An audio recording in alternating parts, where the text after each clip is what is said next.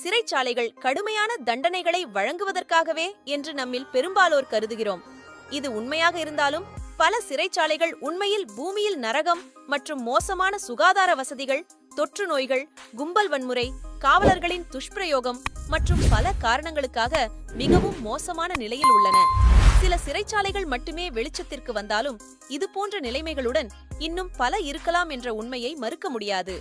உலகெங்கிலும் உள்ள மிகவும் காட்டுமிராண்டித்தனமான மற்றும் கொடூரமான 5 சிறைச்சாலைகளை பற்றி இந்த வீடியோவில் பார்க்கலாம். Committee maximum security prison, Kenya. 1400 கைதிகளுக்காக கட்டப்பட்ட இந்த சிறைச்சாலையானது 3600க்கும் மேற்பட்ட மோசமான வாழ்க்கை சூழ்நிலைகளில் தங்கியுள்ளது மற்றும் மிகவும் மோசமான நிலைமைகள் மற்றும் மனிதாபிமானமற்ற முறையில் நடத்தப்படுவதற்கு மிகவும் பிரபலமானது. இங்குள்ள கைதிகள் இன்னும் தண்ணீர் பற்றாக்குறையால் அவதிப்படுகின்றனர்.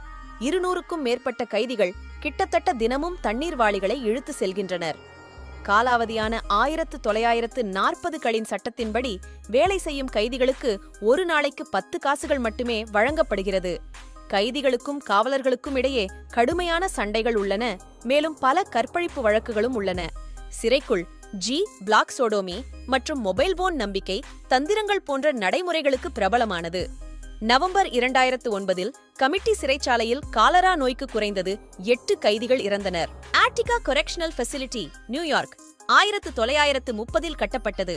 மேலும் 2000 திறன் கொண்ட இந்த அதிகபட்ச பாதுகாப்பு அந்த காலத்தின் மிகவும் ஆபத்தான குற்றவாளிகள் பலரை கொண்டுள்ளது.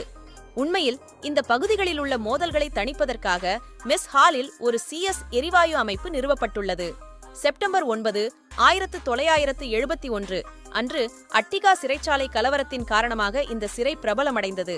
இதன் விளைவாக 43 பேர் இறந்தனர். அவர்களில் 33 பேர் குற்றவாளிகள் மற்றும் 10 பேர் சீர்திருத்த அதிகாரிகள் மற்றும் சிவில் ஊழியர்கள். கைதிகள் சிறந்த வாழ்க்கை நிலைமைகள் மற்றும் அரசியல் உரிமைகளை கோரியதால் கலவரம் நடந்தது. சிறைச்சாலையில் இப்பொழுது பல கைதிகள் பல்வேறு வகையான தண்டனைகளை குறுகிய காலத்திலிருந்து ஆயுள் வரை அனுபவித்து வருகின்றனர். மேலும் மற்ற வசதிகளில் உள்ள ஒழுங்குமுறை சிக்கல்கள் காரணமாக அவர்கள் வழக்கமாக வசதிக்கு அனுப்பப்படுகிறார்கள். காவலர்களால் சிறை கைதிகள் சித்திரவதை மற்றும் பாலியல் துஷ்பிரயோகம் செய்யப்படுவதாக செய்திகள் உள்ளன. காவலர்களுடன் கைதிகளுக்கு இடையே சண்டையும் இங்கு சகஜம் என்றும் தகவல்கள் கூறுகின்றன. ரைக்கர்ஸ் ஐலண்ட், நியூயார்க் சிட்டி. ரைக்கர்ஸ் தீவு இது நியூயார்க் நகரின் முக்கிய சிறை வளாகம். அத்துடன் 413.17 ஏக்கர். இந்த தீவில் 15,000 கைதிகள் வரை தங்கலாம் மற்றும் கைதிகளை துஷ்பிரயோகம் மற்றும் புறக்கணிப்பு ஆகியவற்றிற்கு நற்பெயரை கொண்டுள்ளது.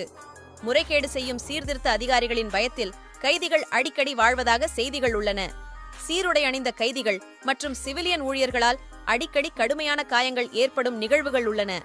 மே 2013இல் மதர் ஜோன்ஸ் பத்திரிகையின்படி அமெரிக்காவில் உள்ள 10 மோசமான திருத்த வசதிகளில் ஒன்றாக ரைக்கர்ஸ் தீவு தரப்படுத்தப்பட்டது. 2015ஆம் ஆண்டில் 10,000 தாக்குதல்கள் நடந்துள்ளன. இது பல ஆண்டுகளில் மிக அதிகமான எண்ணிக்கையாகும். அரசாங்கம் மற்றும் மனித உரிமை அமைப்புகளின் தலையீட்டின் காரணமாக சிறைச்சாலையில் மேற்கொள்ளப்பட்ட பல சீர்திருத்த நடவடிக்கைகள் கடந்த சில ஆண்டுகளில் கைதிகளின் கத்தியால் குத்தப்படும் எண்ணிக்கையை ஆண்டுக்கு 1000லிருந்து 70ஆக குறைக்க உதவியுள்ளன. Bang Kwang prison, Bangkok, Thailand. Bangkok Hilton என்று செல்ல பெயர் பெற்ற இந்த சிறையில் சுமார் 6000 கைதிகள் உள்ளனர் மற்றும் தாய்லாந்தின் ஆண்களின் மரண தண்டனை மற்றும் மரண தண்டனை அறை உள்ளது. சிறை கைதிகளின் துஷ்பிரயோகத்தின் பிரபலமற்ற பட்டியல்களில் அவர்களை சிறிய அறைகளில் அடைத்து வைப்பது, மரண தண்டனை விதிக்கப்பட்டவர்களுக்கு வெறும் 2 மணி நேர அறிவிப்பு மற்றும் தண்டனையின் முதல் 3 மாதங்களுக்கு கால் அயர்ன்களை அணிந்திருக்கும் கைதிகள். இந்த திண்ணைகள் உண்மையில் வகைப்படுத்தலின் ஒரு வடிவமாகும்.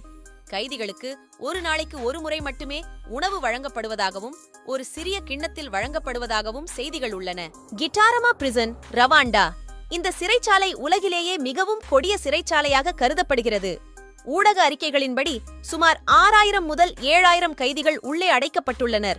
ஆனால் திறன் 600 பேருக்கு மட்டுமே உள்ளது. எனவே பெரும்பாலான கைதிகளிட பற்றாக்குறையால் தங்கள் நேரத்தை செலவிடுகிறார்கள். பரிதாபகரமான நிலைமைகளால் கிதாராம சிறையில் தினமும் 7 முதல் 8 கைதிகள் இறக்கின்றனர். மேலும் கைதிகள் கொடிய சண்டைகளில் ஈடுபடுகிறார்கள் மற்றும் யாரும் நினைத்து கூட பார்க்க முடியாத ஒன்று, கைதிகள் உயிருடன் இருக்க இறந்த கைதிகளின் இறைச்சியை சாப்பிடுகிறார்கள் என்று ஊடக அறிக்கைகள் தெரிவிக்கின்றன. பெரும்பாலான கைதிகளும் வெறுங்காலுடன் இருக்கிறார்கள் மற்றும் குடல் இறக்கத்தால் பாதிக்கப்படுகின்றனர். இந்த மோசமான நிலைமைகள் குறித்து பல மனித உரிமை அமைப்புகளால் ஆட்சேபனைகள் எழுப்பப்பட்ட போதிலும் அவை பலனளிக்கவில்லை.